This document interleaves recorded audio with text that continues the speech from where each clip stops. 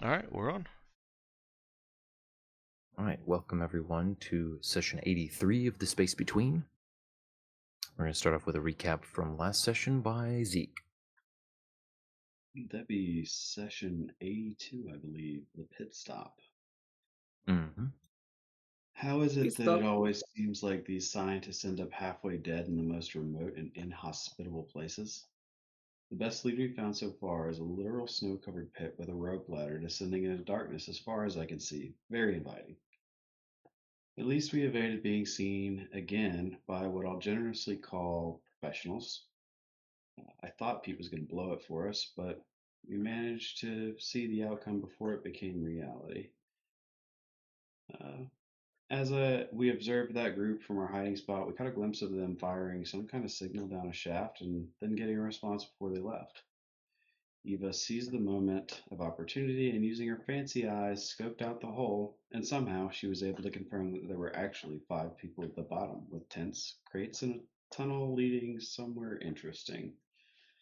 I briefly floated the idea of just placing enough snow in the hole to ensure they wouldn't be a problem later, but Eva vetoed that idea. Even with her fancy eyes, it seemed she wasn't sure that those weren't the targets we were looking for. So instead, like a man spider, I climbed my way down the shaft and rigged the camera as requested. From there, our plan was to wait in the warm ATV so we made the hike back with nearly no injuries. Should I apologize for what happened about the cliff? Uh, I'll mull that over for a while our captain tells Cherry what we found. There will be plenty of time.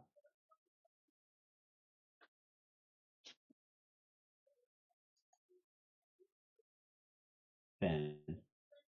All right. I like it. What was that? I said like a off man spider. That was just amused. Gotta avoid those trademarks. Yep. It's true. Don't want man spider ink coming after us.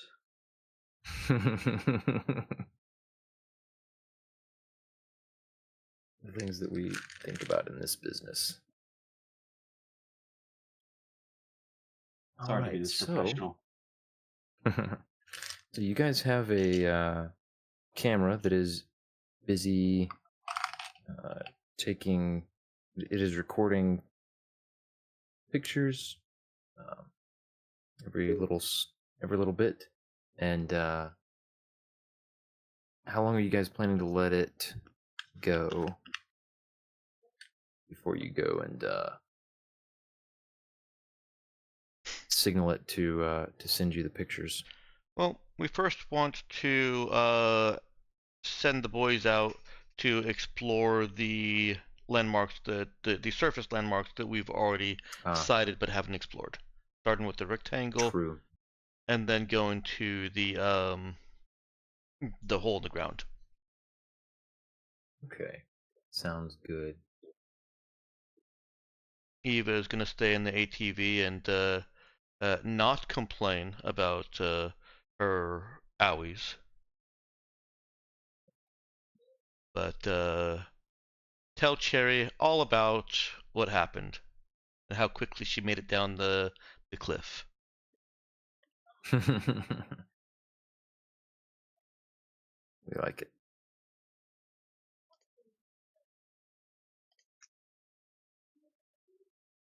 Danielle, are you there? Let's see, I have a message. I am here, so. Oh.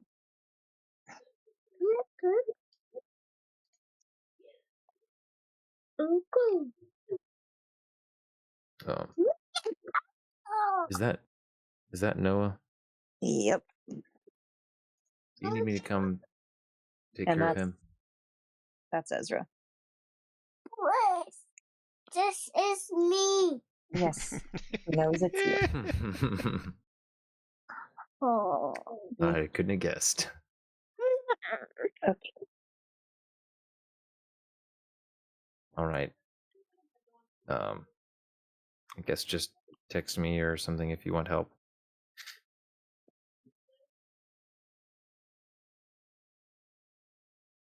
All right. So, where were we? Right, you guys were gonna go and check out that rectangular shape that you passed in the blizzard. So, sending out the boys. Then, I don't suppose there are any special notes you wanted to make about gear you're leaving behind or taking, just the same as before. Yeah, pretty And, much. I think so, yeah. I think the same gear. good. I think we need to cover or make better attempts to cover our footsteps now that we know people are out there. That's a good idea. So I asked Zeke to use his telekinesis like a wizardly broom and sweep over our footprints as we go. Why are we walking? Can you hover No. all of us? Was that an option this whole time? Nah. No, if only knew another way to get places. Doesn't that all cost effort for the... I guess, did we rest? No. No, not yet. Yeah, we haven't taken a day's rest yet. Yeah, then That's how I was... we would encourage you to walk. That's what I was thinking. We don't... Yeah, we don't have a lot. We probably need to save any teleportation for beating an emergency retreat. Even So on the covering your tracks note, I will point out, I think Beau would have noticed this. Oh, they may cover themselves, yeah, with the weather being so insane. yeah. Yeah, with the constant state of blizzard, there are no footprints to track. Okay. In fact, the ATV has accumulated several inches of snow just in the short while since you guys had parked it there.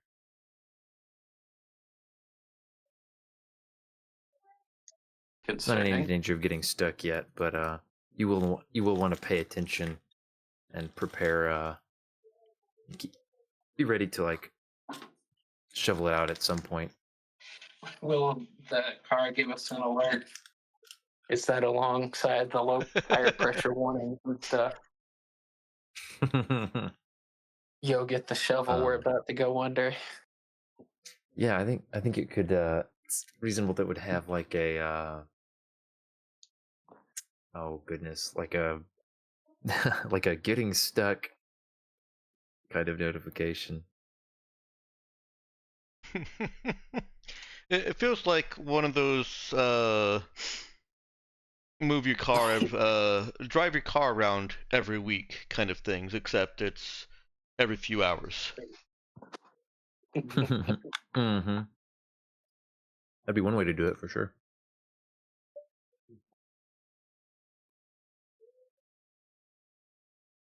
So if you guys wanted to, you could have Cherry or Lex. Either one of them would be fine to do that. Just drive it in a little circle every little bit.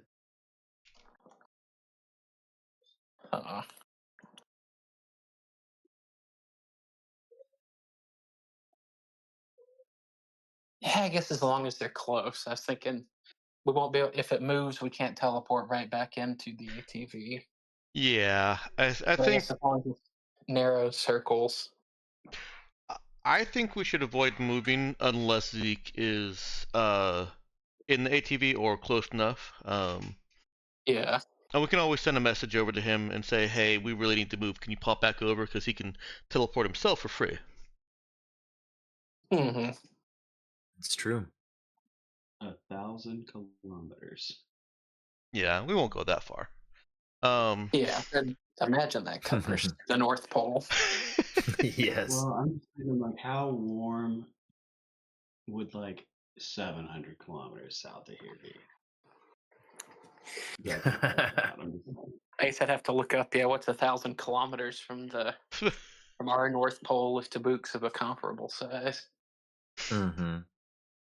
Yeah. I guess that's 500-ish miles. I think.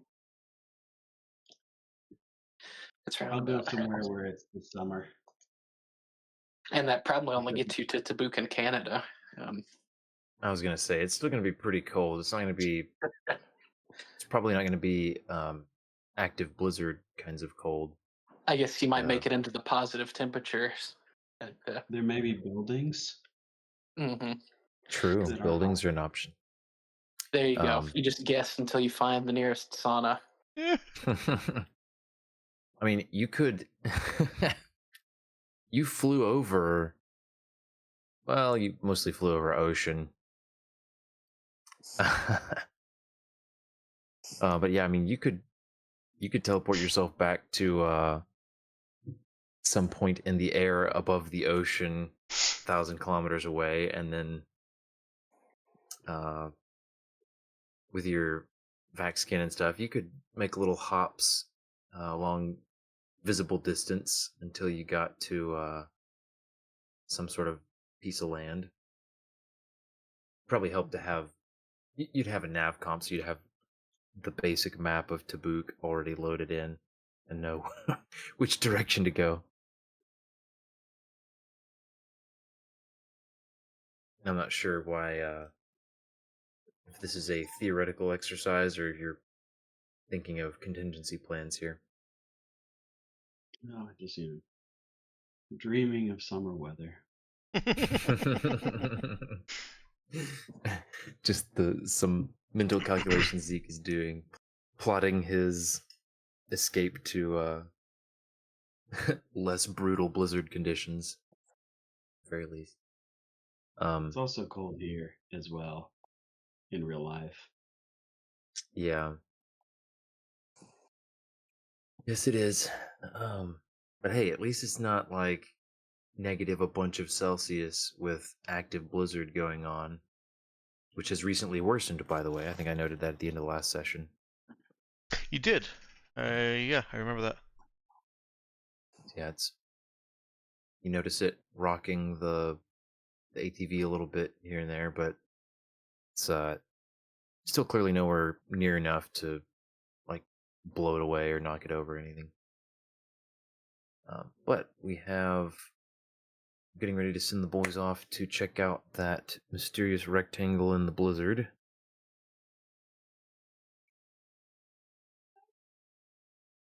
Any last prep before we do that? Conversation we want to have. My first instinct is to try to get out all the bad rolls, but just attempt to do things that are slightly beyond your capabilities inside the ATV for a bit. You know just, how karma will work. Strain yourself. Sorry, go ahead, Ben. I was just riffing. Strain yourself a little bit. Yeah, no, I was gonna say, you know how karma will work. You'll get all the good rolls when you're trying to get the bad rolls out, and later in the session, you'll have rolled all your good rolls.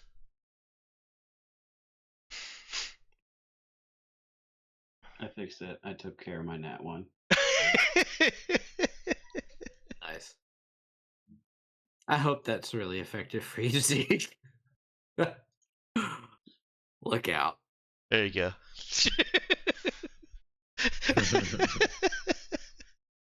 Somebody gets it.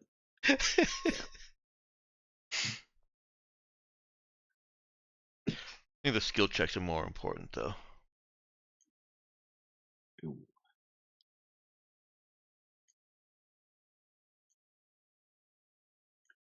Could be. All right, so Zeke, Beau, and Pete put on their heavy gear again, and prepare to push their way back out into the blizzard. So let's see. You've got a nav comp, and you had I think we had made the point that you guys made note of where the thing was roughly. So you've got a bit of a trek to make through the blizzard. Wouldn't be too bad in normal conditions, but this is gonna wear on you a bit. So you file out, let's say, pretty nasty burst of cold air and swirling snow into the into the cab of the ATV before you shut the door behind you. But you are out into the elements and fighting against the swirling winds and these stinging pellets of ice and snow. So, give me exert checks from the three of you.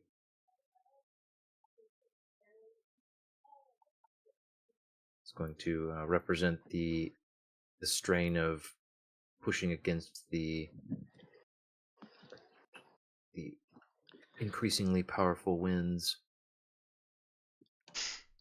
Half of me wanted to just ask for exert with charisma just to be obnoxious.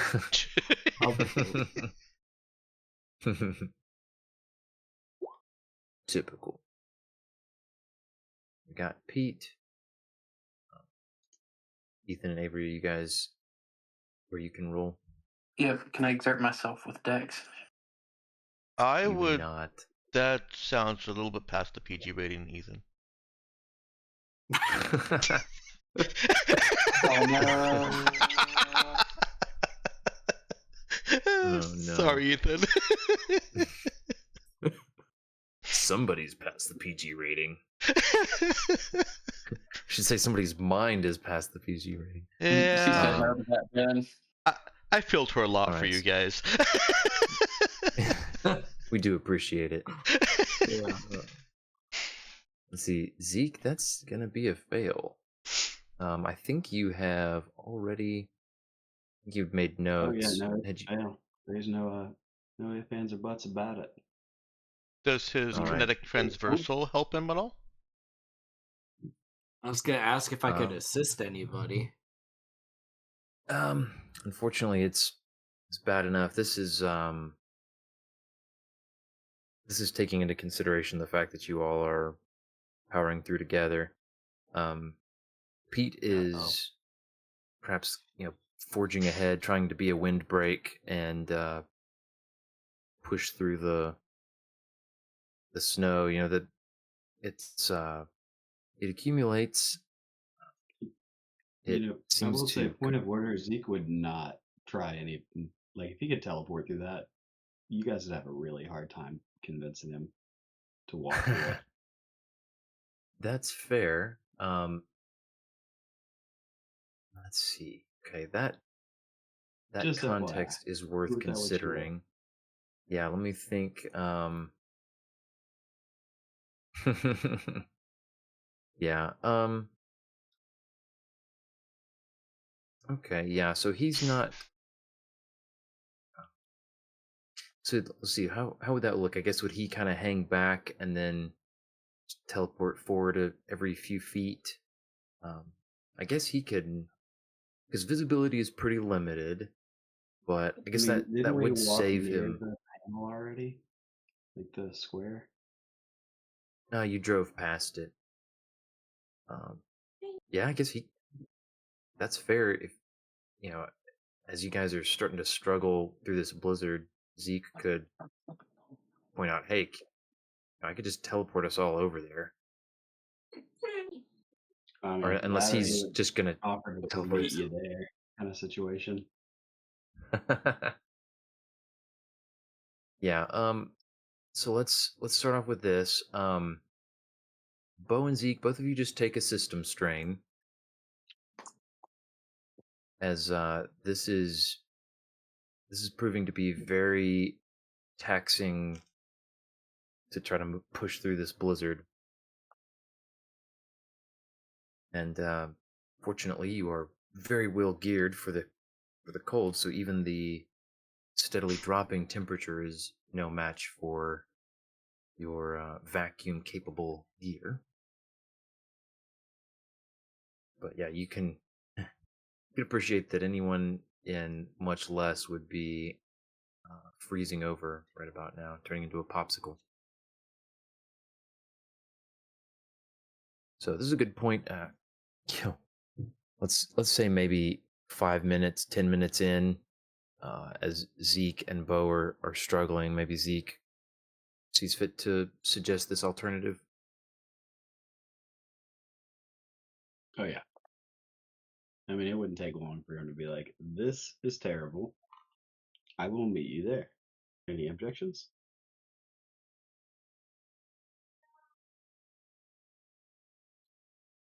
So you're just gonna like jump on ahead and leave the rest of us to make way? I call it scouting. I mean, do you need my help? I mean, I don't.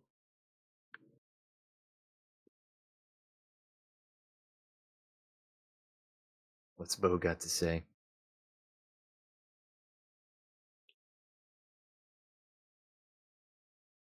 He'll say it kind of puts a damper on Boy's trip to Electric Boogaloo, but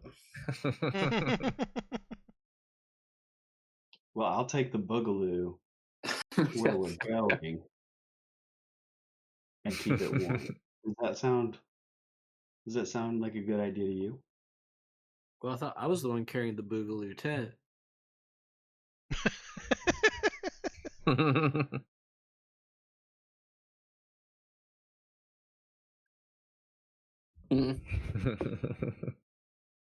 Ben, Bo wants to try something. All right, what's he gonna try? So I brought my shear rifle with me. Oh. Can I use that to plow a path through the snow? Oh no! Oh boy. What the heck? All right. Using So its gravitic planes that slice, stuff into smooth line. Or is it just? I guess he'll give it a test shot, see if it's just gonna be like stabbing the snow with a knife, or if it'll, shear let's off see. layers of snow. How does he prepare the other guys for this, or does he just push past Pete and whip it out? Whoa. Or test Wow! it? Okay, come on. Or does he test fire it in a different direction? No touching Pete whatsoever. He'll explain his thought process of seeing if the shear rifle can clear out the path in front of him. Can't take us anywhere, huh, Ben? Mm-hmm. Yeah. So gonna see if this will be a fancy snow shovel for us, or if it won't be able to move any of it. Well, don't use up all your shots.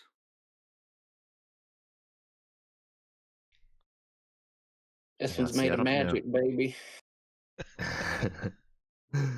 Say, I don't remember if the shear rifle if it uses Type A or if it's some kind of hand wavy.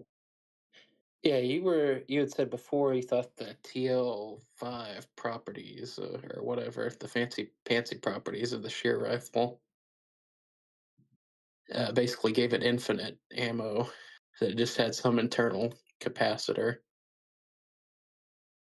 Okay. Oh snap! Yeah, it's been a while since I'd Yeah, I guess it's been a hot minute since I got to use this for anything. So, I mean, if that's true, that's the best snow shovel ever. That's what I was hoping. So yeah, if it works at blasting snow, then yeah. Let's see. So, is it? Otherwise, then I think I'd picked up 40 rounds, or I was going to pick up 40 rounds when we talked about that. Yeah. So I probably yeah. It sounds like I probably house ruled that because I think as written it would use. Yeah, I was thinking as written that it's using. I guess anyways, I've got booters of those if it's got to use Type right. A's. I think it's a low impact. So yeah, we'll stick with what I told you before that I'd forgotten that yeah, you do have to quote unquote reload after every 10 shots, but it's just sort of like cycling some kind of internal capacitor thing like you mentioned rather than swapping out a Type A. So give me a shoot skill check. Oh yeah. And I want to say you've got the. Did you have the sniper focus or something? Mm-hmm. That was my next question. The sniper has got to be used. Yeah, get that 3d6 in there. With what attribute? Shoot with dex. Yes.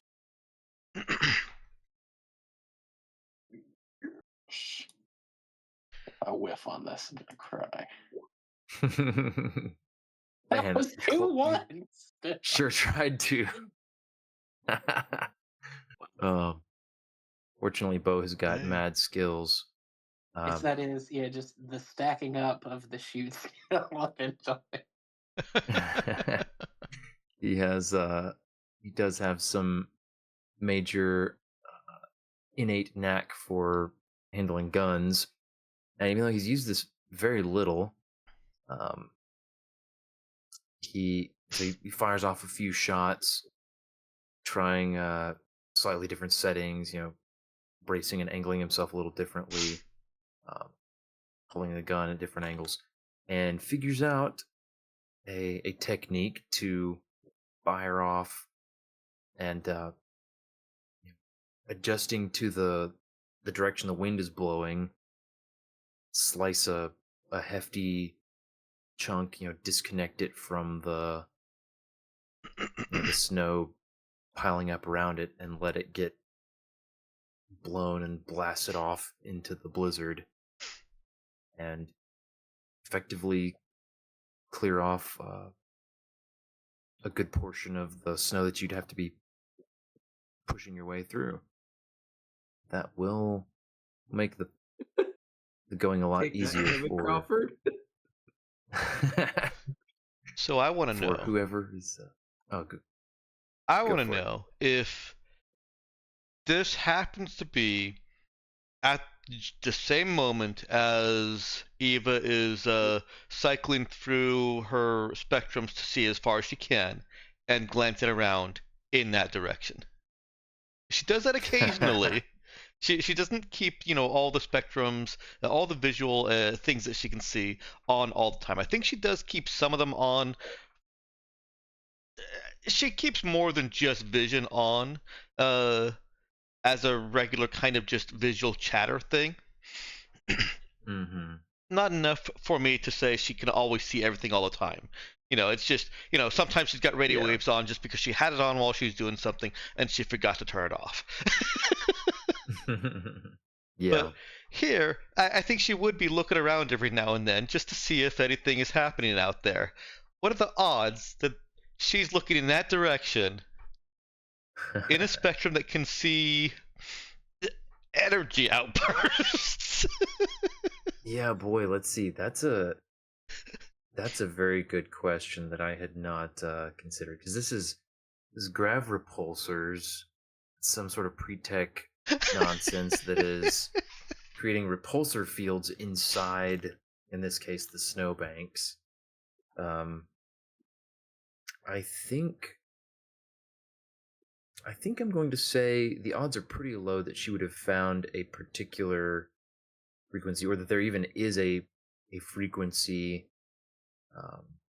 of electromagnetic radiation that would see those. I think this is something other. But yeah, I don't know if thermal vision might let her see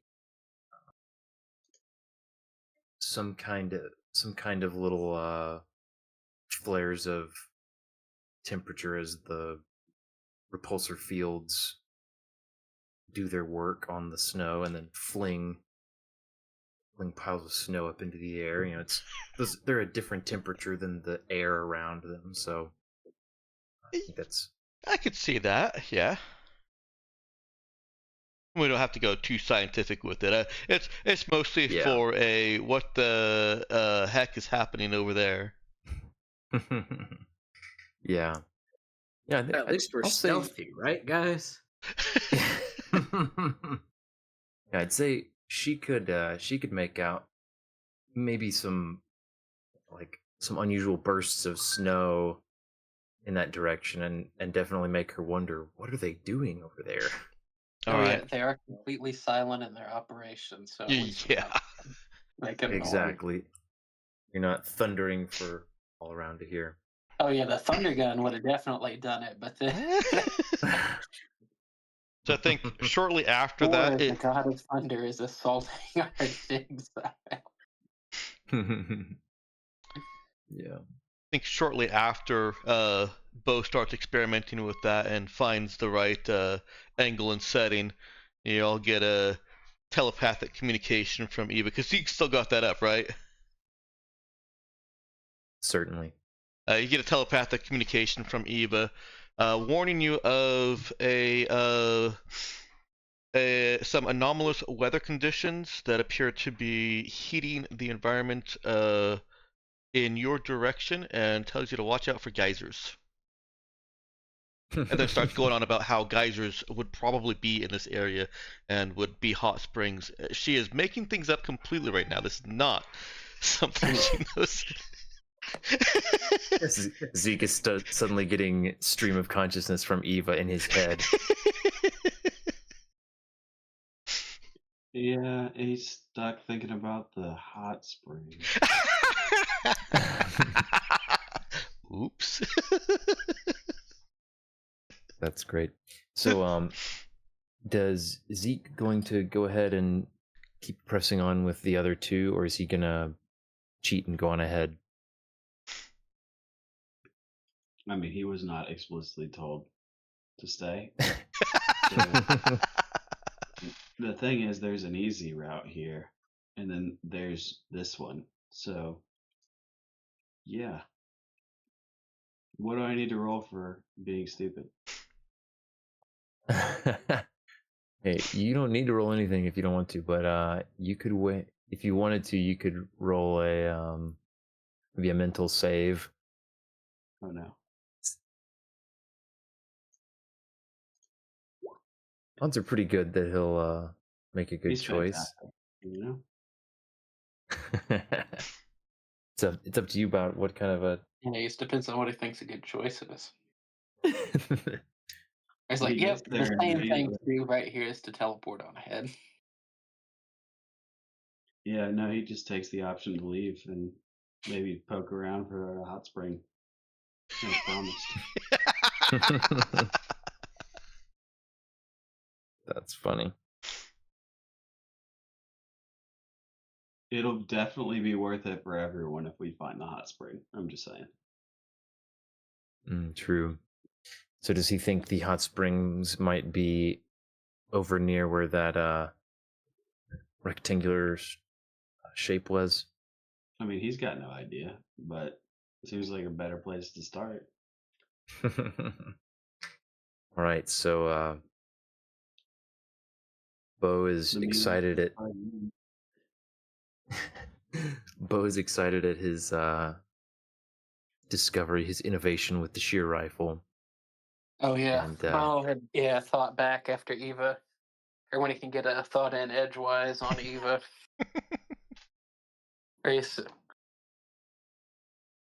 Where are the guys? Oh. Are write down shear rifle snowplow on your planning board. Well, that certainly changes the stream of consciousness that everyone's getting. I think this is a great idea, and starts thinking about the larger applications of graphitic repulsion in well, she probably starts in specifics of adventuring, but starts venturing out to household applications, and they're bad ideas. Of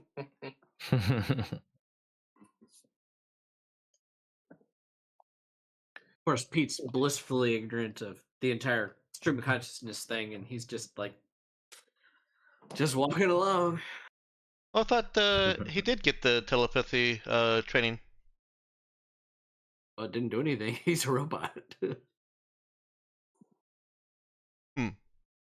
I may have The only misremembered. telepathy he's had is essentially from Orion, which is a very specialized thing. Yeah. Gotcha. Yeah, I may have misremembered. Yeah, that's Yeah, okay.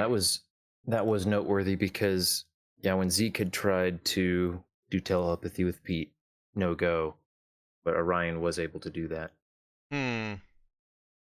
Okay. Yeah, sorry, Eva does not want to be transmitting over regular communication channels. So Pete will just have to suffer without hearing all of her thoughts. Okay. Yeah, suffer. We're friends, but he still doesn't want to hear all the applications of gravitics. Not Yeah, again. sure. It would definitely be a familiar topic. Yes. She's had all of these terrible ideas before. Well, then he's All right. mistakenly asked about them too. Oh yeah, yep. All right, so that that bit of preparation on Beau's part is enough to make the rest of the trek easier for himself and Pete, at the slight cost of slowing down. Well, not really slowing down that much because you're trading off the ultra slow trek for a slightly faster, but still having to fire the gun. So yeah, it's a net gain all around. Well, hey, the benefit is it would clear any rubble out of our way. That too. So go ahead and give me new exert checks for the two of you. And this is going to be at you can have a modifier of 1. Oh, that puts me at 10. Nice.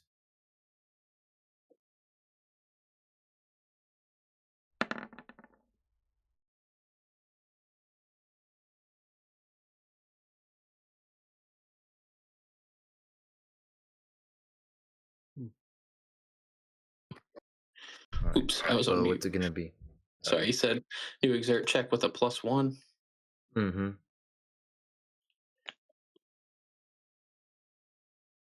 You betcha. All right. Oh, wow. Pulled out a good one on there. Yeah, this time around, two of you have a much better time of it. Still slow going, but you're not having to strain yourselves as much. And yeah, if you turn around to talk to Zeke about anything, you realize he's not there anymore. Beau, you probably still have a telepathic connection to him. He just shrugs and says, teleporters.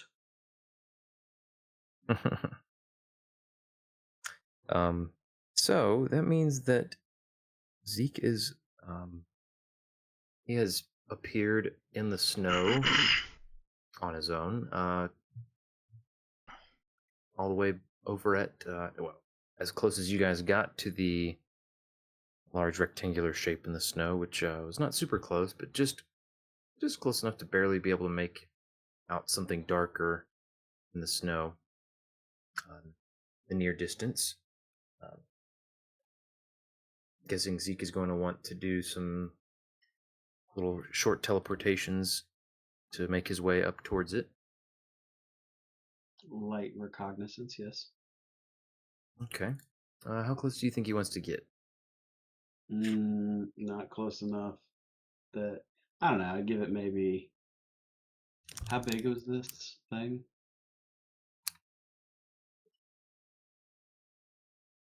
I believe I'd said that it was slightly taller than the ATV. Give it to me in feet. So we're talking like, we're going to say about 12 feet tall. I mean, he's still gonna be at least 100 feet away from this thing. Okay. until there's reinforcements. Okay, give me a notice check from him then.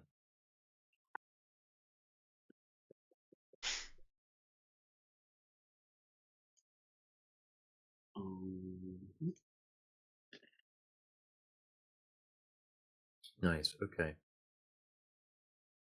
Let's see. Then let's say he's able to get close enough. That distance is still a bit too far to make out much. He thinks he could safely get closer without likely being spotted, especially considering that he's somewhat well camouflaged. You'll close a third of the gap. All right. That is close enough to be able to make out that this does seem to be some sort of structure.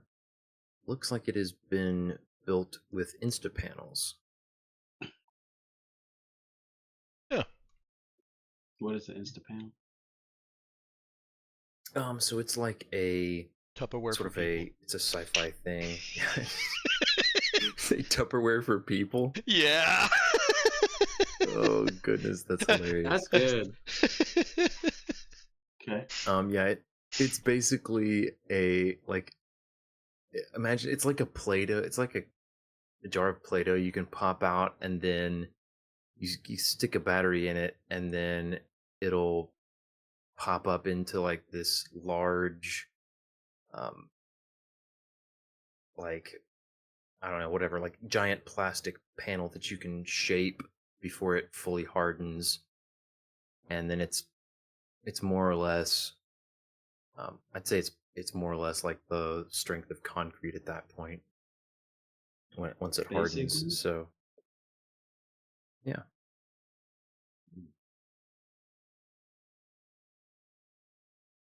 It's like a pop-up shelter in a box or in a tube, maybe, I don't know. It's a pretty cool concept, I think. And I mean, Zeke will keep an eye on it until his nose gets too chilly and then he wants something hot to drink. Okay. Let's see then. We'll see. I mean, he's in he's suited up, so his face is not exposed, or he'd be in very bad shape.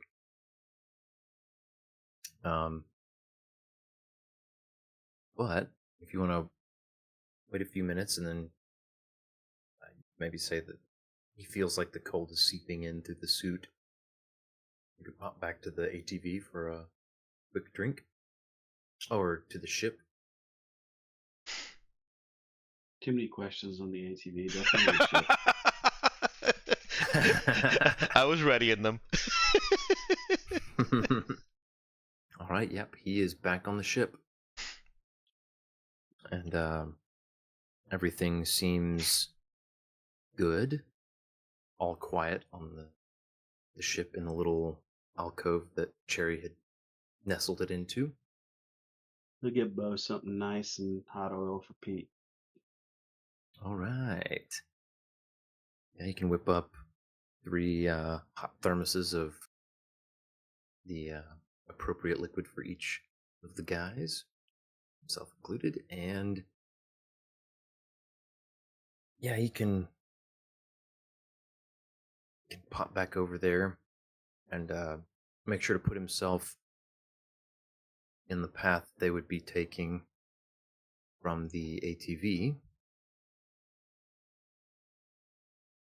And he can keep watching for a few more minutes while he waits for them. And he doesn't see any movement outside the structure. And there are no windows or anything for him to see through. He is aware that they're using a rifle to approach, right? Yes, he is. All right, he's gonna, announce where he's at and what he has seen.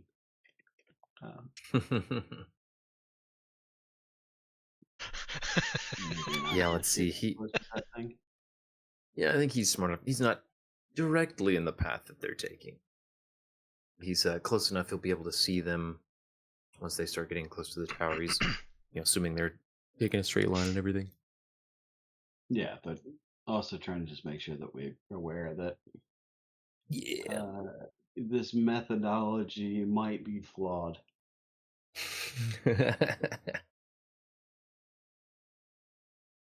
Just might be.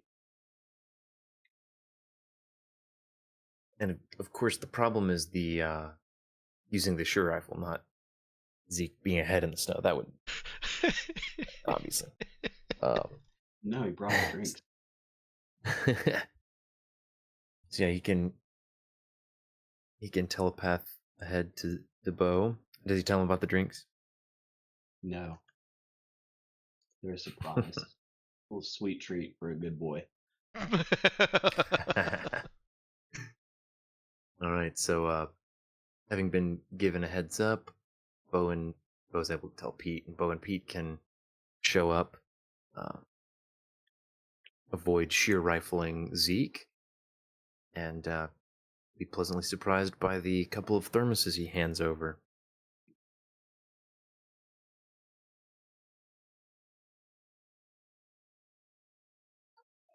The logistics of drinking from those while still in their vac skins and everything is interesting, but not enough for us to describe in detail. So, fortunately, though, the designers of these pre-tech suits thought of everything, so it can be done.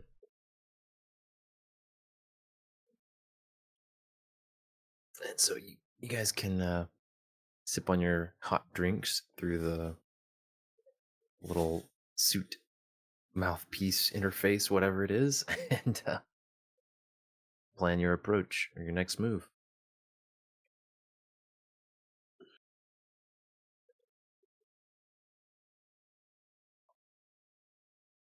Well, it's a rough distance to the cube. Let's see. We'll say 70 feet, something like that.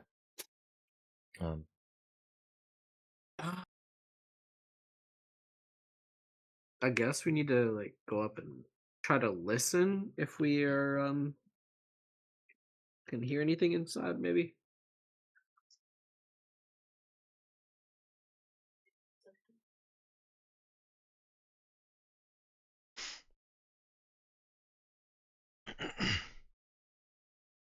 Sure, why not? Nothing bad can happen. I mean, hey, if nothing bad could happen, wouldn't have brought along all the most dangerous members of the party.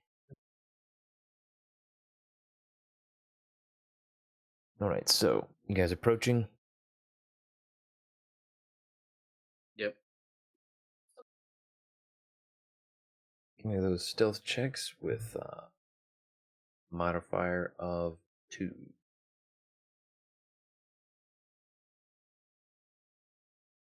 The sneak. Mm-hmm. Sneak with a modifier of 2. It's actually not bad for Pete. Yeah, that's yeah, because that's counting the -1. It's as sneaky as a clanking suit of armor.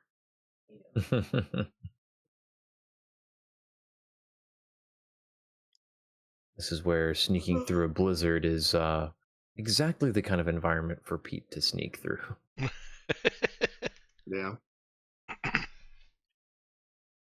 All right, Beau is up for the sneak check, and then it looks like it's probably going to be good unless he totally bombs it. Don't mind me just speaking that. Oh, okay, yeah. That's fine. Don't you put that evil on me, Ricky Bobby. No, you guys are good. So you were able to sneak up to the side of the structure without apparently having been noticed, without being interrupted or stopped. and still see no movement. And on closer inspection, it is it's not accumulating snow. It looks like it was the edges were angled, shaped just right to avoid it piling, but snow has piled up. Getting close enough, you realize the snow is piled up, and there's a good portion of this thing that is buried.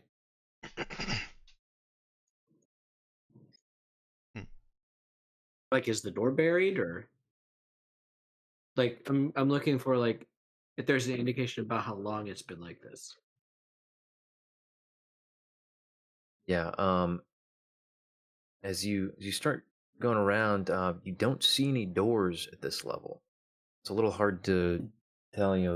The makeshift nature of the structure is such that it's not doesn't have. You wouldn't necessarily expect like a standard door or anything, but you don't find any kind of entrance. But you can tell that there is some amount of the structure buried below the surface. So We most could likely pitch our whatever tent and try to turn it into an airlock, guys, but I don't see a door.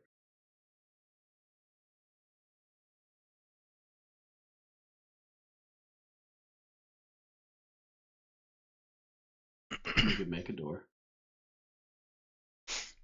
Yeah, but then if it's the scientists in there, how do we keep them alive? They may not be ready to walk anywhere. They might be injured. Might need an airlock. Or we could dig. You guys are walking. Well, us normal people are walking, Zeke.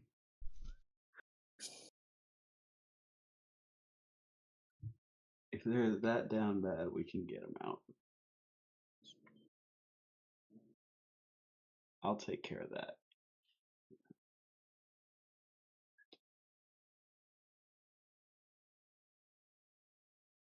And if they're bad guys, I think the draft would let them know we're here.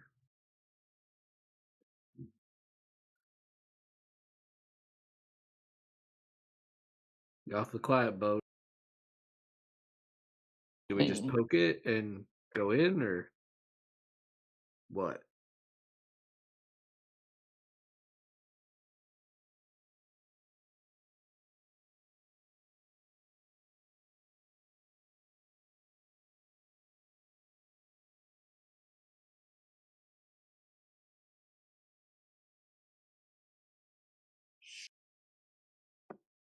We probably could use the tent to make a kind of airlock, but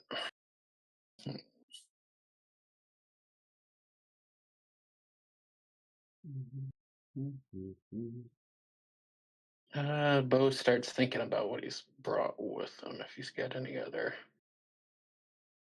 doodads that might help him. Yeah, say to use the tent as an airlock, you're gonna have to damage the tent. Basically put another hole in it.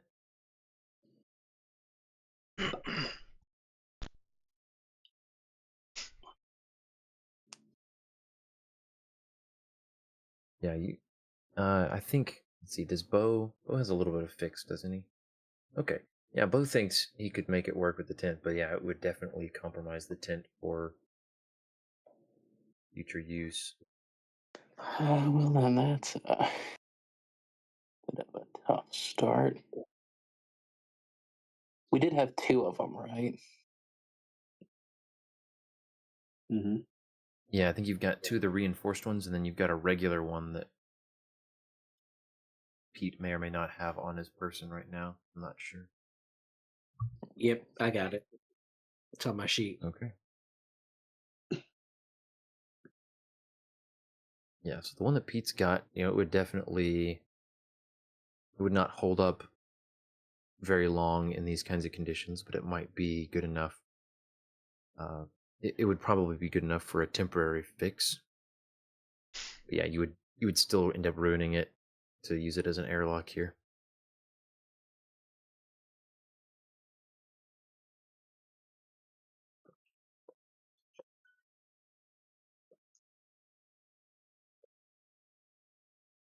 So we go in loud? Do we dig him out, or do we airlock and then go loud?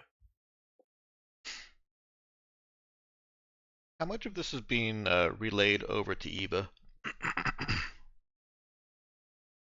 I think we'll relay this over to Eva because I feel like we've got some more stuff probably in the ATV that might help with better modifying a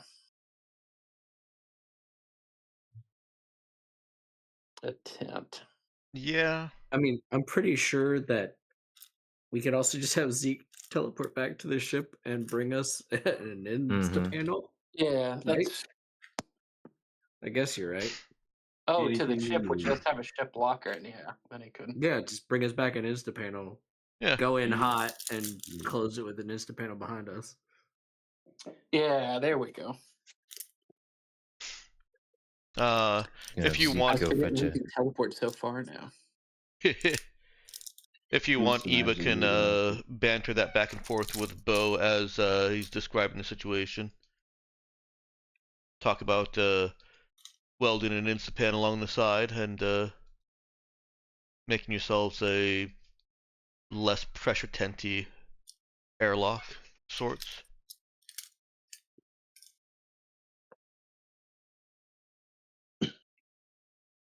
They've discussed designs enough, I think, that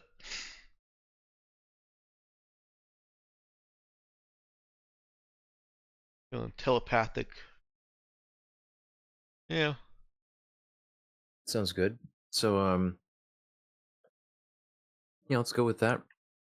Unless you guys have anyone has an objection. So you can go fetch an Insta panel and have that to use as a kind of patch the hole behind him. Beau's got a meta tool, I'm assuming. Unfortunately, he does not, because Beau has strength of potato. Well, Zeke could probably bring him one of those too. Yeah, grab one of them. And if Beau didn't have room to hold on to it, Zeke can just stash it.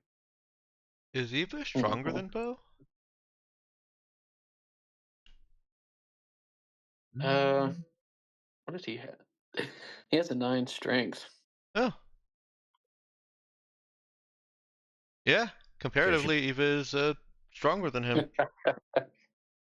She's still has a modifier of 0 though. Oh yeah. Okay, yeah. So.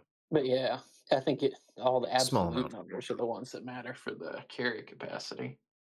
Yeah, that's true. It's all the work that she's done in scrapyards and junkyards and carrying engines around, sometimes without tools. Well, dragging engines around, I should say. She certainly wasn't carrying engine blocks with an 11 strength. Yeah. Although she certainly tried. But yeah, still plenty of physical labor. So shortly, Zeke appears again with a can of Instapanel and a meta tool for Beau. Might have grabbed a couple extra Instapanels just in case. And you ready to execute the plan? So you want to just make a hole at what is currently ground level and then get in there. Well, pretty sure Pete could just jump in without much risk to himself falling down a story or two. I've got 20 feet of rope and a climbing harness. So. Oh yeah, and Zeke also can wall walk. I guess. Oh, yeah, Zeke is man spider. Yep. Yep, man spider down. Oh, so I guess we've got a way down. Extra.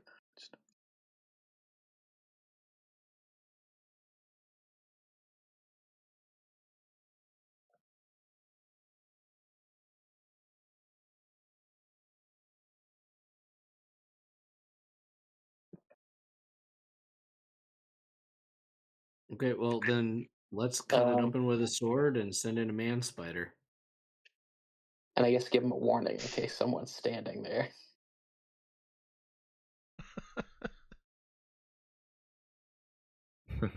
Okay, maybe. Not accidentally shish kebab. Yeah, one of the Knock, poor knock, researchers stab. listening. Yeah, at the Insta panel cover. So, sorry, which weapon are we using to get through the instant panel? I think Pete was saying his sword. Okay. Yeah, He's also got a knife. He can cut at it without ramming his sword all the way through it. Let me impale this as far as possible. Really putting that blade even made to test. It's true. It is a this is a makeshift structure, but definitely still a pretty rough use of a weapon. Go for it. Let's see that attack roll.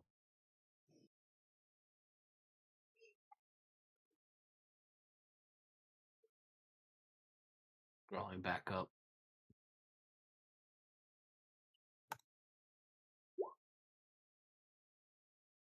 Oh, okay. Yeah, that's enough to hit. Oh, That's yeah, a skill check. Yeah, I was just a skill check. I could hit Yeah, this go with ahead. the attack roll. Yeah, roll for damage. It's almost guaranteed to hit. Yeah. Yeah. Say it's the general rule that I stick with is like a 10 to hit something stationary, as long as it doesn't have any sort of extra armor. So yeah, this is not an armored wall or anything.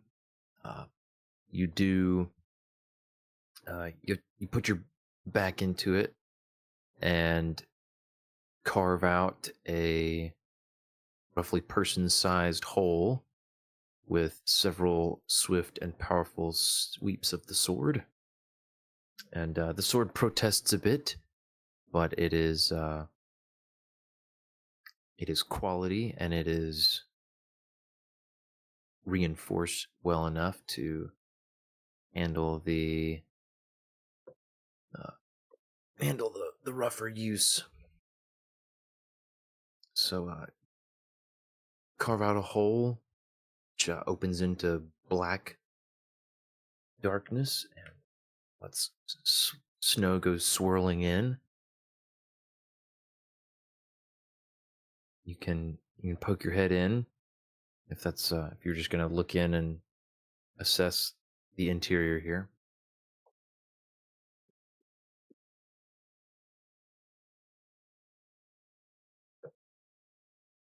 I'm assuming that's the case. I haven't heard any. I mean, yeah. I mean, Pete would stick a quick head in there, be like, "You're up, Zeke." Yeah, so Unless there's obvious danger. there is no obvious danger. Looking inside, it's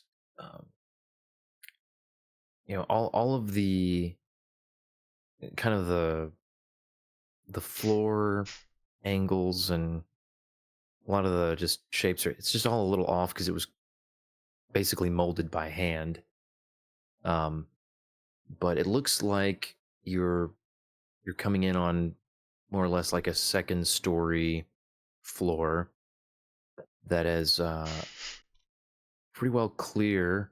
There's just a couple random, looks like just debris, packaging maybe that's gotten scattered and left. There is another. There are just like holes on the far end of it that go up and down, and there's a looks like there might have been a ladder, but it's not there anymore. Going both up and down, so there's a hole in the ceiling and a hole in the floor at that end. But this floor is clear. It's not huge. It's maybe 15 meters across.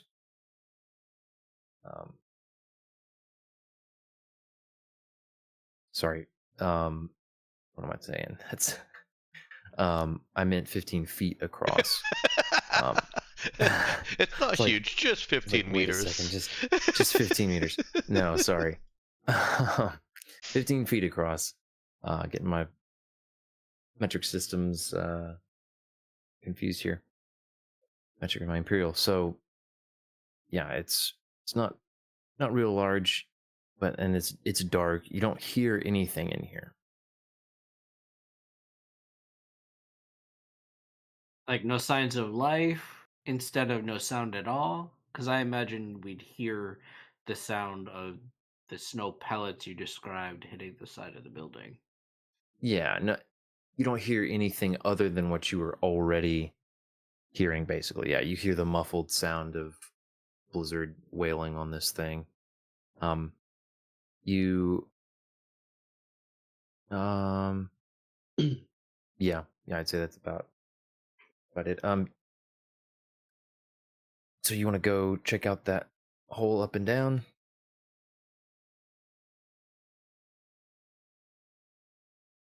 Yeah, let's go in and seal the hole behind us.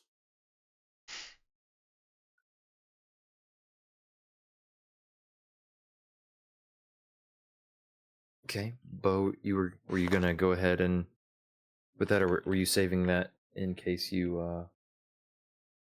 I think it had been mentioned as a way to keep Yeah, from I letting think all the to cold in. For go ahead and seal it up because we don't know, and okay, it'll keep out hopefully any other environmental issues at the outside. yeah. So Beau can slap one on back there, and as he does so, he notices that it kind of looks like, especially from the inside, that there are a couple places where an extra Insta panel was used to kind of overlap with some of the other ones. Looks kind of like a patch job. So you saying it looks like someone has done this before, or like they were just trying to really seal up the hole? Yeah, not specifically like this. It's he sees another one pretty nearby, but once he recognizes kind of the way it looks, because he's not it's not immediately obvious just at a glance, but now he can look around and notice there are a couple other places kind of scattered around that look like an extra Insta panel got molded along the inside of the wall or the ceiling. It's a good attempt. Sorry. But yeah, he can do his patch the hole there, and you guys you're standing in a almost completely empty little Insta panel room with a hole leading up and a hole leading down.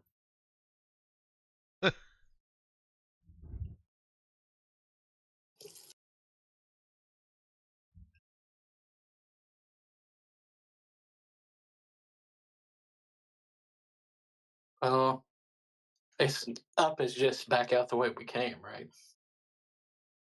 No, you came in the side. Oh, okay, so it's piercing into the side of this thing. Hmm.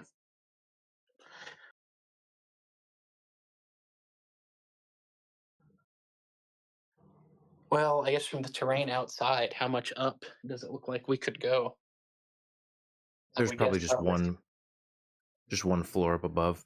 Yeah, I would guess that up is shorter than down, so I guess we can go ahead and check that so we can clear one direction.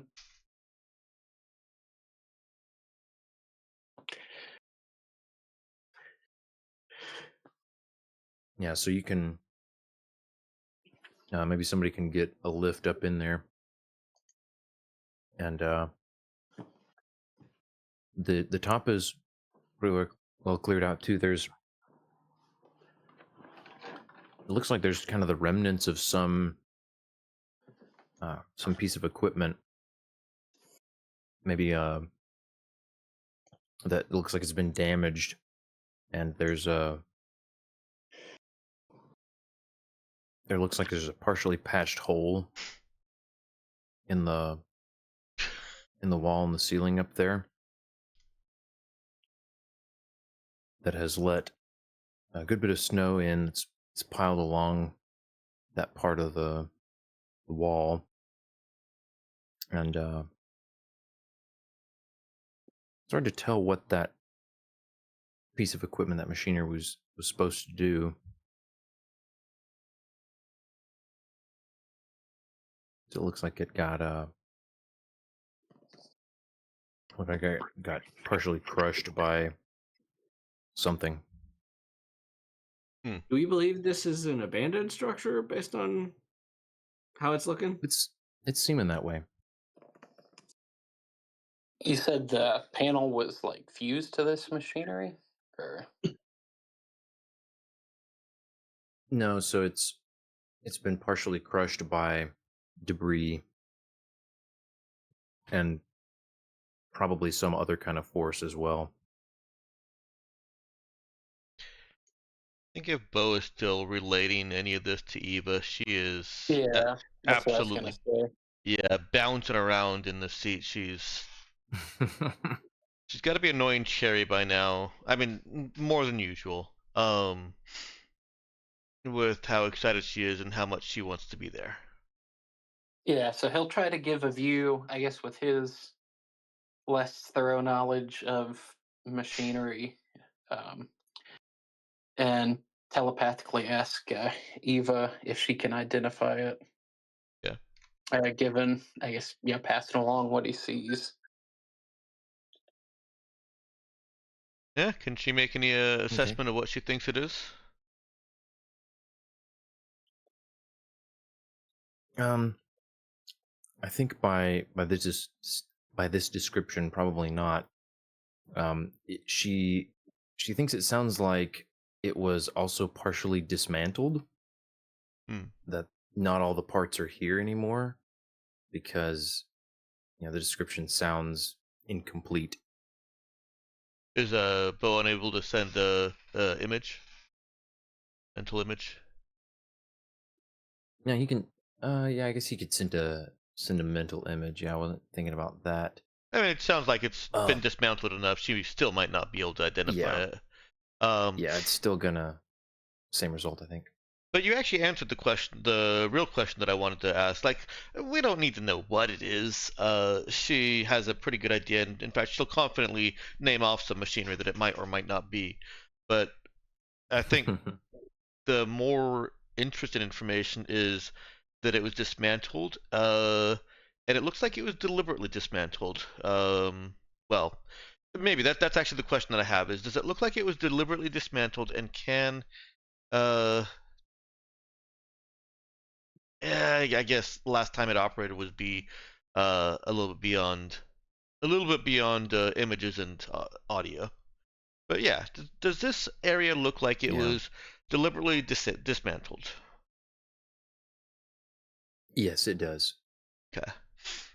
It's a combination of having been deliberately dismantled, and there was some kind of damage to the thing, because this stuff that's left behind, this is scrap now. This would not be usable without some major salvaging.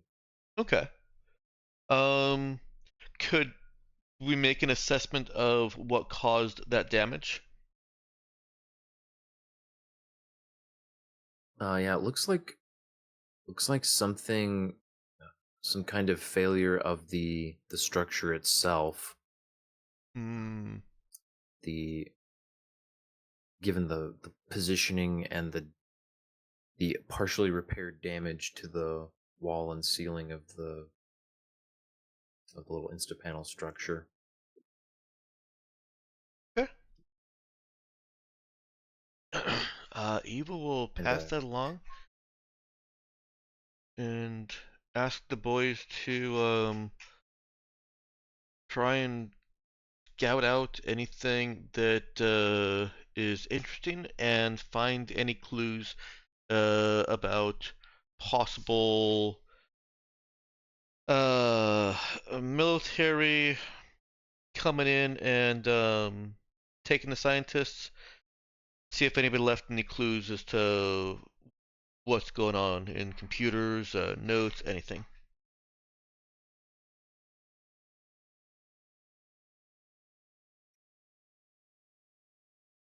Yeah, the structure chooses that fateful moment to creak and shift as she's explaining her assessment of what happened. She'll add in the just like that.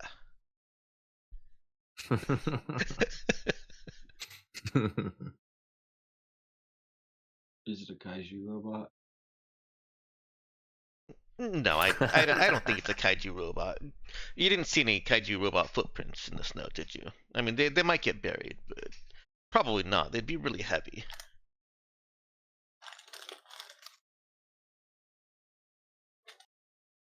You knew she would take the question seriously. It's not the captain we needed. The captain we deserved.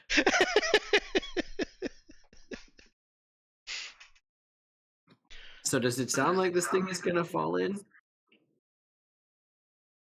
No, it just definitely doesn't sound sturdy. As you move around, it's not creaking and swaying with every movement, but the wind is definitely battering it.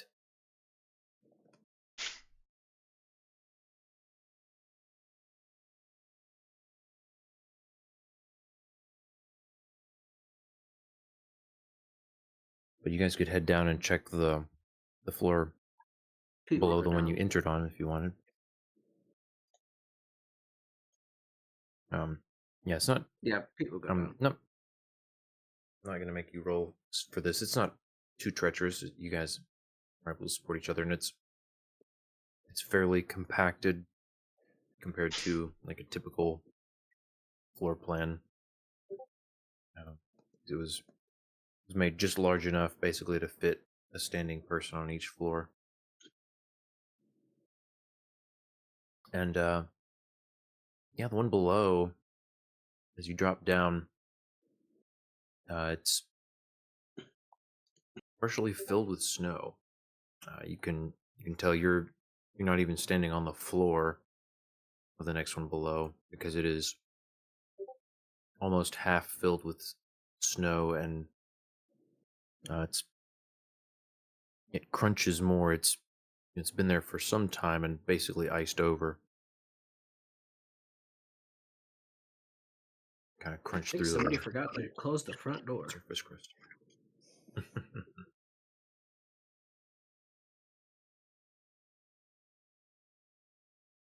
Oh no! I don't know what prompted the ladder gif. Oh, terrible. Oh, just roll for stairs or roll for ladder. Yeah. Oh my. Yeah, so do you want to try to excavate some of this icy snow out?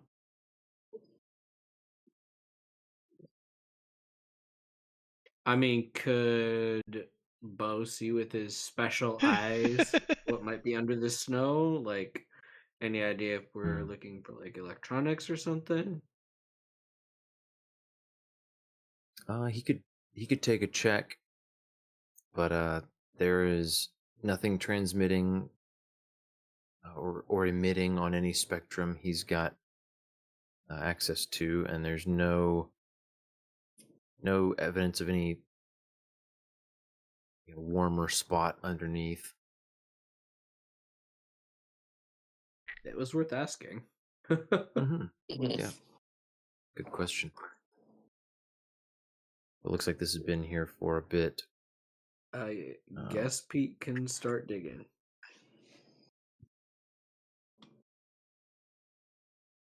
Okay. Yeah, he's got he is well suited to this, even without having tools. He's got the strength and the anatomy to go at it. So he starts crunching through, scooping out snow, trying to get down to the floor and check this out. See if he can find what's going on. And I'll spare you the long, drawn out description and just say he does get down. It takes him a little bit, but he gets down to a part where he finds that one of the panels is basically missing. Not clear what happened with it, but where it should have been, it is not. And he does find manages to find basically a frozen solid sleeping bag of some kind, thankfully empty, but looks like it got compromised by the weather pouring in and got abandoned.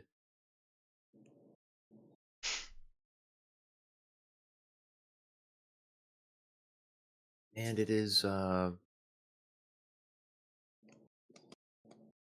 perhaps noteworthy that it does not bear the insignia of the Tabukan military. Mm-hmm.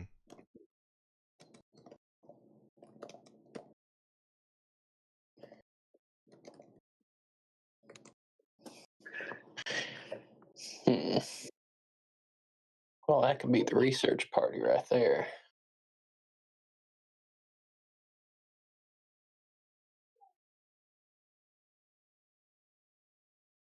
Or it could be whoever they came digging about. Now we just need to know where they went. So you said each floor seems like it would only support like a couple people on it? Yeah, I mean it's a fairly narrow building, but it's each floor. I was saying that it's only as tall, basically, as a standing person. Okay, so pretty short, but yeah, also not a lot of room for multiple people. Yeah, I mean 15 feet on a side, multiple stories. It could have fit the number of people that were on the expedition. It would have been pretty tight, but it could have fit. The other notable thing, as Pete has dug down, is that there's a kind of a softer spot in the floor. They put a couple panels down, but there's a spot where there are no panels on the floor, and it seems it's easier to dig. It's as easy to dig through that as it was through the rest of this snow that had been piled up. It's not like super compacted down like the snowy, icy ground outside. And he can dig a bit down below the floor and realize there's kind of a softer spot in a cylindrical shape that's about as big around as his arm, maybe a little bit more.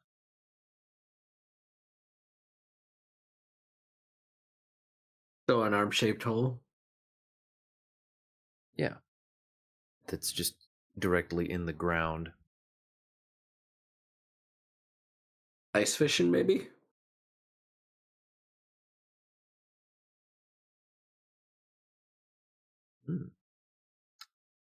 Don't know of any water below you, but it's possible. It's a good thing Eva didn't hear that.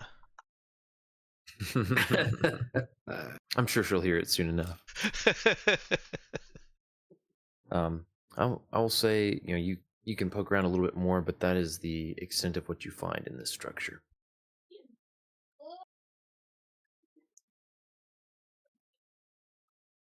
Can Pete try to dig a little further down and see what's down there, or he's at the extent of his reach? Yeah, he could dig down a little more, but he doesn't find anything else noteworthy other than that hole does, it goes down as far as he can dig, as far as he can reach. Sounds like farther than you can dig. Yes. That would be a fair assumption.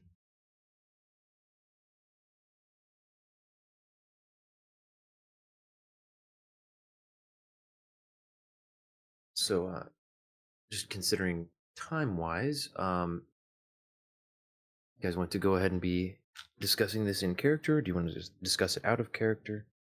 Consider if this changes your next steps.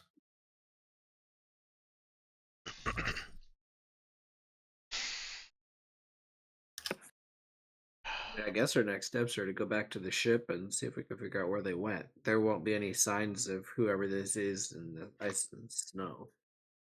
No. Yeah, you're not going to be able to follow any tracks. I guess if we're gonna go back, Zeke will take a look at what might have happened here. Hmm.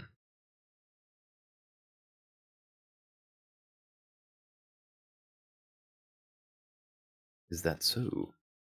Going to take a little peek into the past? Roll the dice, why not?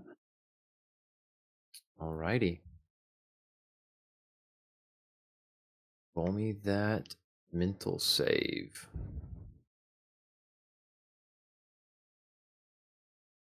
I have it. I think if it goes. Oh, I did it twice. You did do it twice. Okay. Alrighty then, so It was bound to happen eventually.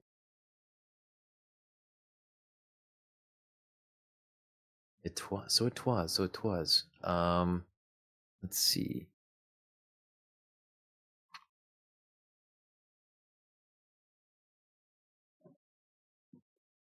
Let me think for just a moment here. Let me message you something.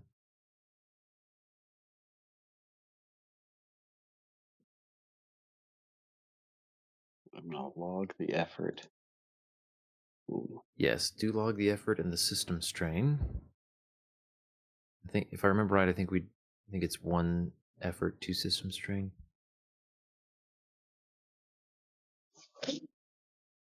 Which, yeah, would explain, why you had some written down, but it would have been long enough since the last time you did it that you'd have recovered it before now, so. Okay.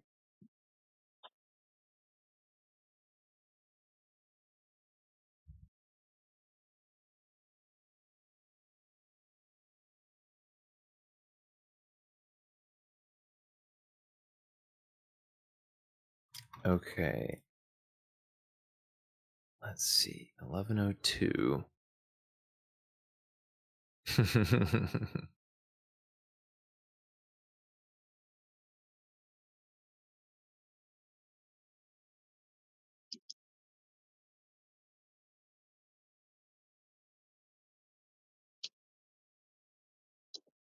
So, all right. So Zeke, he does his thing. I guess he's there with the other two.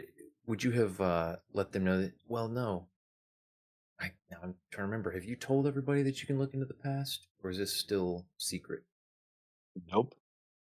Okay. Only Cherry I was knows. gonna say I knew that Cherry was in the loop. I was thinking that maybe nobody else knew yet. I got a feeling he's gonna need to let them know later. Okay. Yeah, he just might. So Zeke does his thing. He feels the familiar tug as he delves into this esoteric and forbidden power to look the wrong direction and look into the past instead of the future, as he is aware is more more kosher. And finds himself he's standing here on the first floor.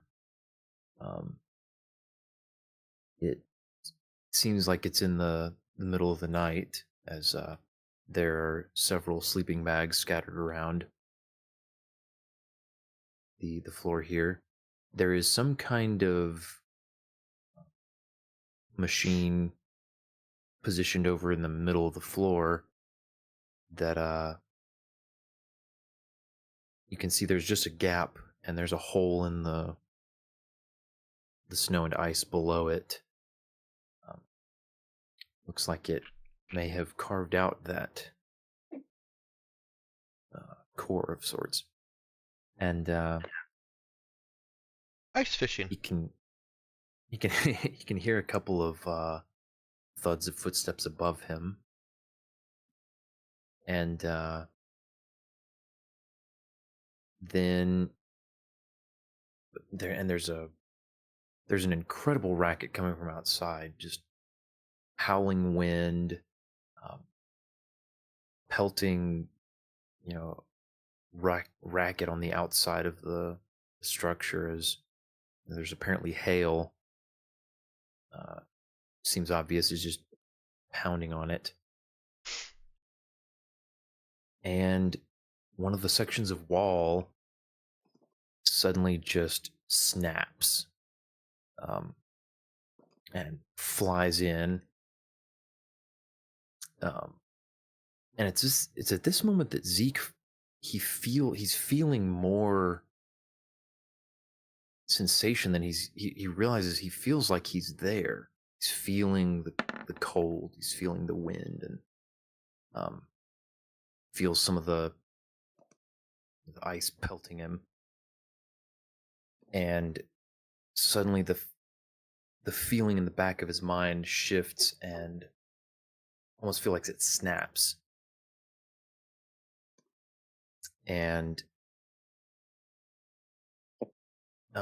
meanwhile,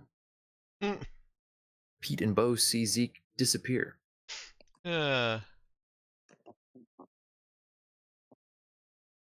Oh, is that what actually happens?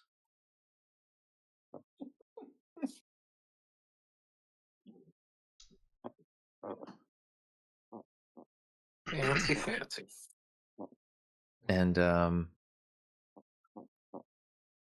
yeah, he doesn't say anything before he does it. Doesn't send a telepathic message or anything. I do have to question if they would question him disappearing. I mean, people just look at Beau and say, "I guess he went back to the ATV." Probably looking for that sauna. Yeah. And get ready to leave.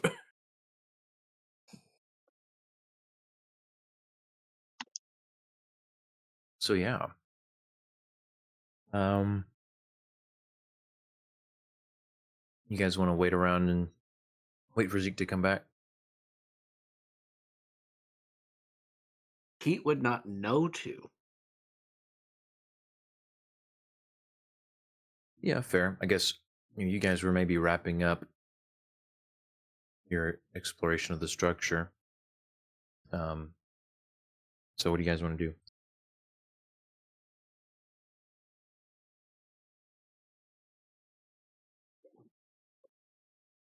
Up to you, Ethan.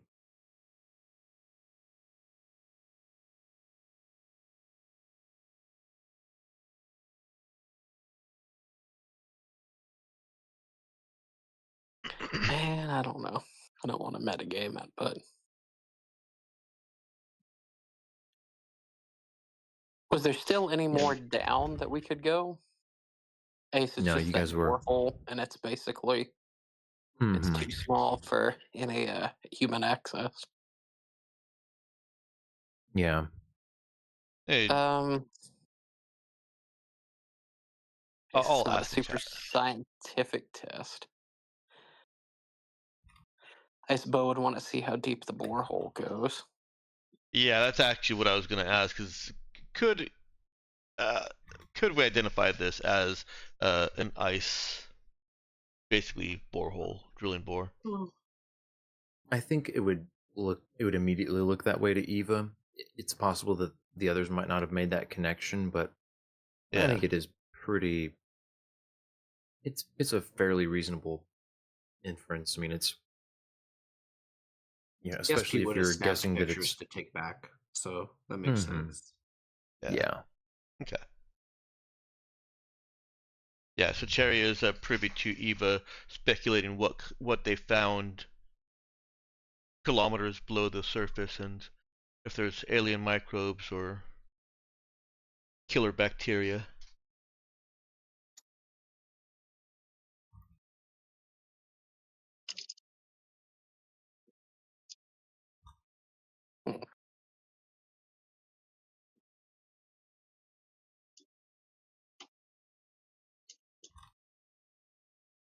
Yeah, I guess Beau doesn't have anything to check for that.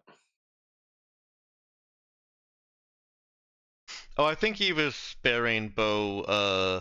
This one time, she's sparing Beau her speculations on how many ways there could be from horror and sci-fi movies that that extracting something from deep in the earth or crust could kill people. Mm-hmm. Very standard. Yeah. But yeah, she's also excited about, obviously they found something. Everything points to, yeah, there's something cool here. Oh yeah, Somewhere. I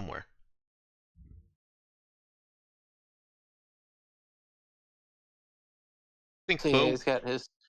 Oh, sorry. I was just gonna say, Beau was Beau doing something before we confirmed that we could identify it as a borehole? Yeah, I guess maybe try and get some idea of the depth. It's the most measuring thing he has is 20 meters of rope.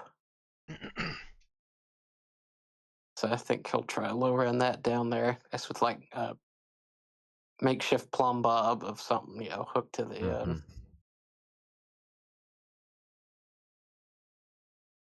Would the meta tool possibly have a rangefinder?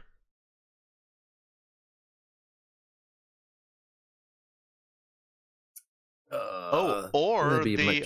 nav comp. That's a good question. I'd say the post-tech toolkit would have something like that. I think it's a bit much for a meta tool. Or for navcomp is a more. It's not such a precise kind of hand instrument. It's more of a navigational tool. Yeah, it was worth a shot. Yeah. Does Beau or Pete have a toolkit on hand? I don't think either one of them does. No. Oh no. Toolkits are heavy. Yeah, they are bulky. They've got a lot of stuff in them. Got a meta tool.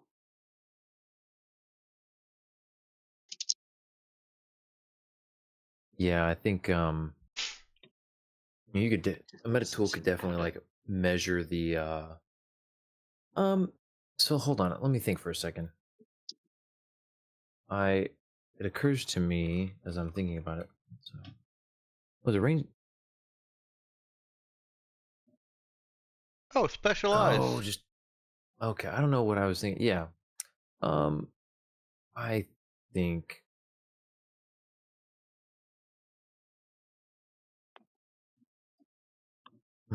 specialized, huh? Yeah, you know what? I think did we already decide that the specialized had some zoom, some magnification ability? I don't remember. I think you said that's what binoculars are for. Yep. That does sound like something I would have said, doesn't it? Yeah. I can't remember what it was. I saw something about finding range in some equipment, but it wasn't the panspectral optics, no.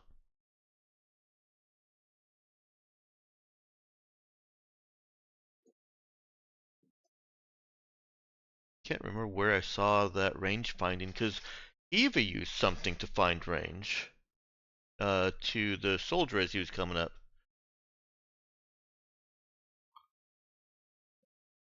Or going away, one or the other.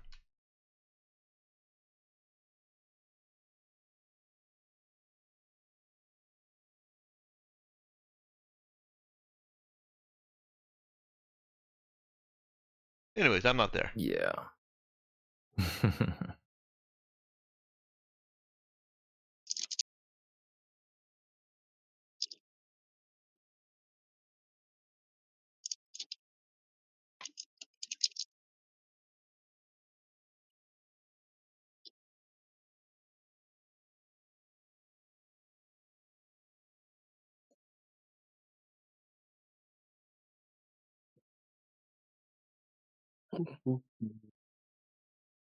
So yeah, I think nothing more than his route plan. Okay. So we can know if it's more or about 20 meters deep. Yeah, I'd say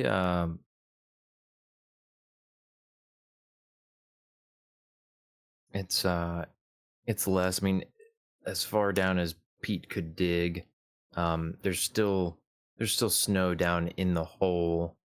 It seems like filled in from outside. So it's deeper than the maybe roughly couple of meters that well, a couple of meters, no. Roughly a meter and change that Pete could have dug. But yeah, past that, it's still snow down in there that the rope won't really reach through. Yeah, while you guys are doing all this, still nothing from Zeke.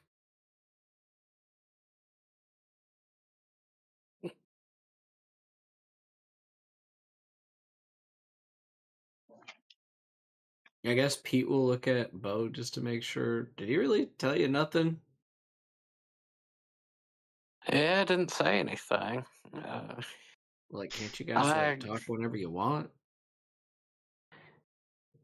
I think the whenever you want part is the key to that sentence.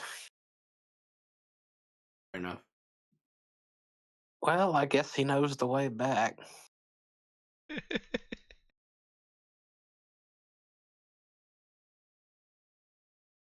He might already be there for all we know. I guess.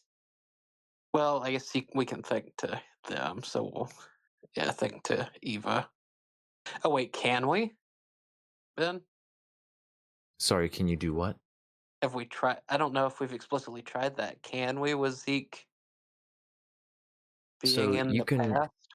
Would this be a way we could realize that he is not Oh yeah. there? That's That- kind of how I was like pushing towards. Is can we attempt connection? That might be So why Eva's not regaling Beau with all the horrible things that could be in that hole. Well, so that's the thing about the telepathic connection is that a non-psychic can't really tell necessarily that it is active Just or that it's not. answering. Yeah, just they're, if they're not hearing anything, because you can think the things at, him, but yeah, there's, I want to say there's, there. I think maybe there's mention of like some very specialized training that could help you recognize some of the effects of telepathy, but just the basic transmission of thought kind of connection is not something that you'd ever be able to detect, the absence or presence of unless there's actual transmission happening. I can think of one specialized training that Beau has had. A telepathic connection through which Eva could natter endlessly. Has she stopped nattering to him? Well, so here's the thing about that. I was not gonna nitpick it in the moment because I didn't want to get us off track. Yeah, I did say that she tuned out for that. Yeah, because technically the transmit thought is between Zeke and whoever else. This is not a unity of thought that is everybody, because that's the level 4 technique that lets you like everybody be able to, hive mind situation. Yeah, that's fair. That's fair. But yeah, so I wasn't gonna fluff wise, I wasn't gonna dispute anything. But yeah, when it comes down to brass tacks, okay, so that wouldn't be an indicator for him. So then, yeah, I guess no. he'd continue with that plan of head on back. But yeah, you guys do have your you have your comm server set up that I think you're all on. I don't know if you're using that.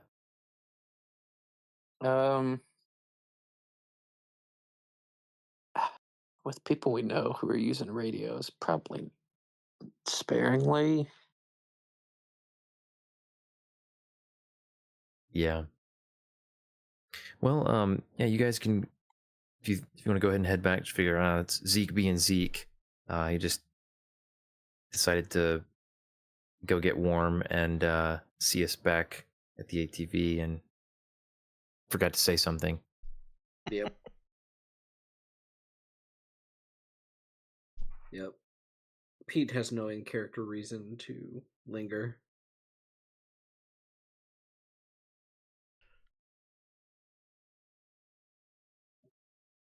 Okay, so you guys can head back along your fairly well cleared path. This time, fortunately, with the wind at your backs, so you're not having to struggle against it. You are getting minorly pelted by hail, but you've got enough layers on that you are not suffering. And the hail is small enough, it's not going to injure you at this point.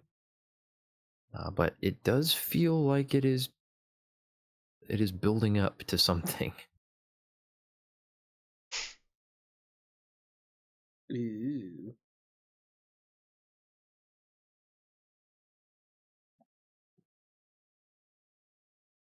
Yeah.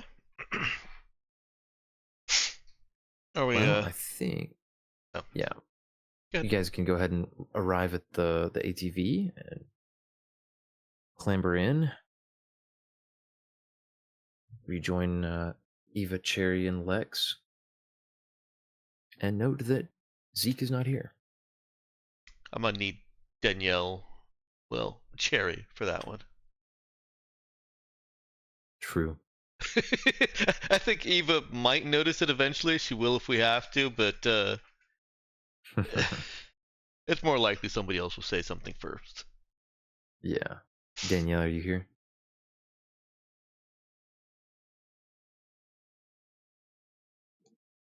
Let's see. I think she has been preoccupied, yeah. Yeah. They've had to step away.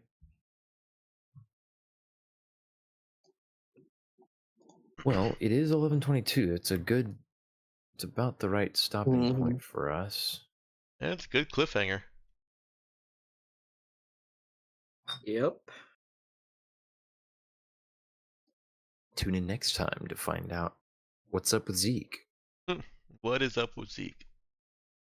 You know, maybe an old school cartoon style end of episode cliffhanger like spiel like they used to do on TV would be a fun little feature for the AI summary to do. Oh no. That would be funny. It would. Just kind of make up whatever kinds of things it thinks are going to happen next time. Well, like, what will happen next time? is Zeke okay? Yeah, I think Let me come back. Oh yeah, more I see drawing what you mean, inferences yeah. from what has happened and Asking all the questions, Mm-hmm. the open-ended questions. Yeah. Yep.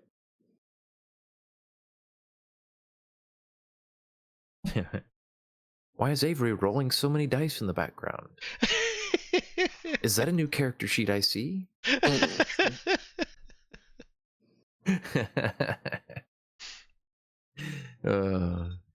Kidding. All right. Let's see then. Let's get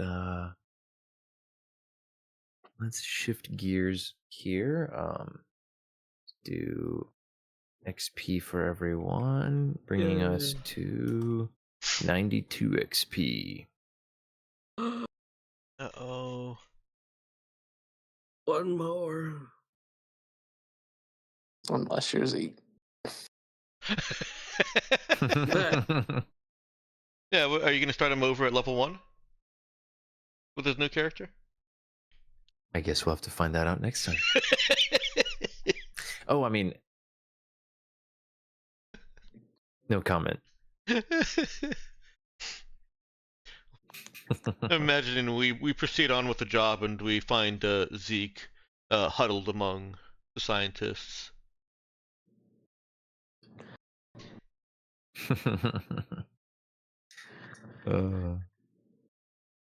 just been there for, however many weeks it's been since the scientist got nabbed.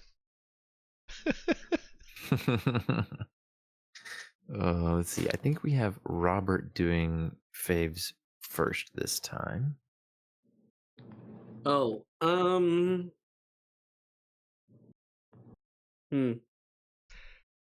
I guess boys side quest is a unusual thing for us to kind of do.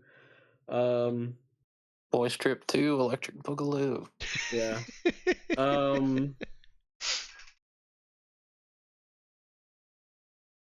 don't know. It was kind of fun, like kicking in the side of the tent and jumping in, but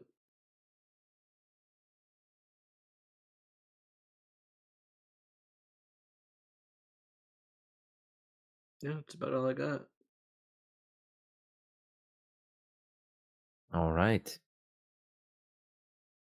He likes you like guys' night. What's not to like, huh? All right, Avery, about your fave.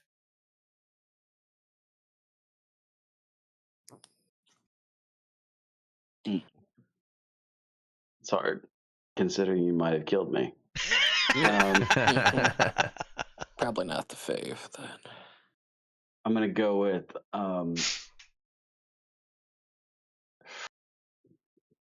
yeah, I'm gonna give it to hot coffee, I guess. I mean, this is a tough one considering you might have killed me.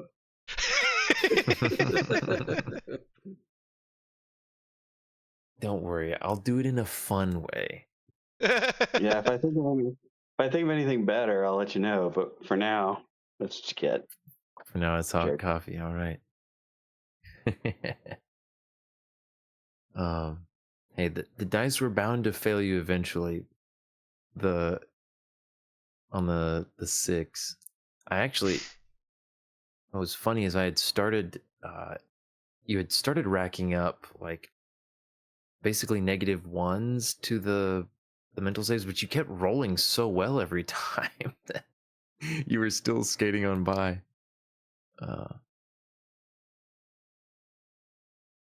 Well, yeah, All right. the universe wanted me to have the second roll, clearly. But That was his flailing, his psionic flailing at fate, and scraping for an alternate outcome that refused to materialize. Because he'd already used it on himself. Indeed. Wolf. Let's see. For my favorites, I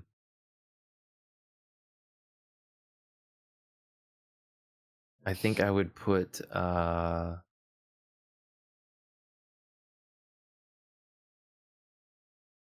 I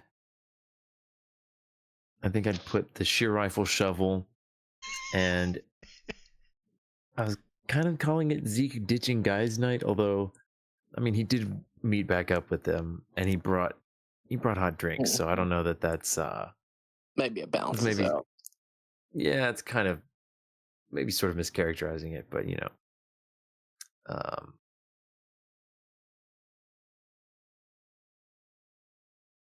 Oh, Yeah, can you it was label that? I want that in my thing, but as like his last act of kindness instead of coffee. Hot last act of kindness?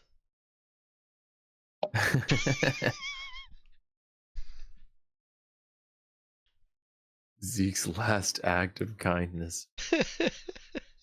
With a question mark, like Robert said, we need to end it with the questions, Fair, yeah. Because this is uncertain. You forgot to end your answer with a question. No! No points. Blue. No green! No! That just immediately made me think of Monty Python and the Holy Grail. I was actually thinking of an Animaniacs clip, but okay. Yeah, it's kind of the same, similar energy. Yeah, I guess they do. Yeah, in a way. Hmm? Let's see. Okay, so Danielle unfortunately did have to step away, but we will get Dex's favorite.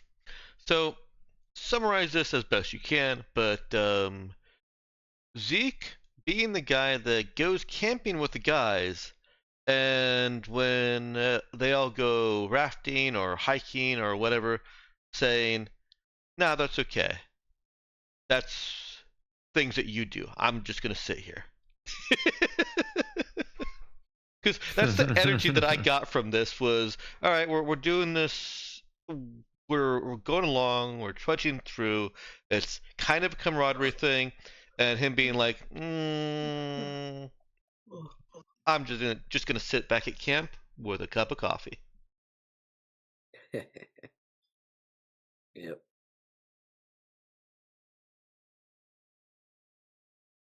Yeah, let's see. City slicker camping energy.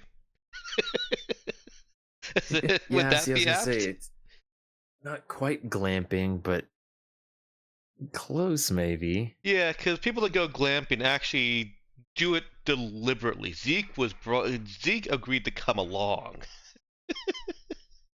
or was told to go along. Yeah. Oh, let's see. Let's just go with Zeke giving that guy energy.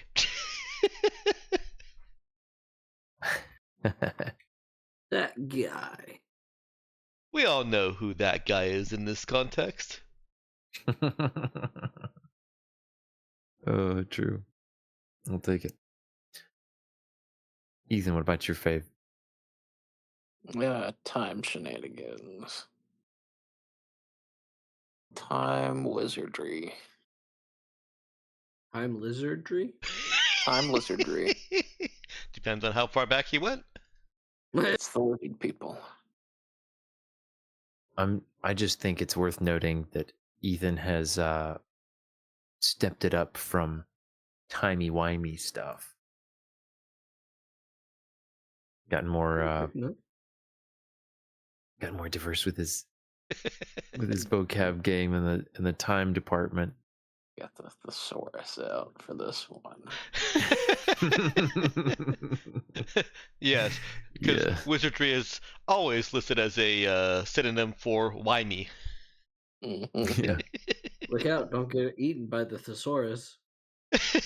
Yeah, Yeah, that's what's gonna kill Zeke when he goes too far back in time. Yep, That's get eaten by a thesaurus. That's the deep dive section of the thesaurus, synonyms for phrases and idioms. Oh goodness. All right. That will be our faves. And then I think we can call the session there. Nice, Avery. All right, I'll go ahead and end the stream.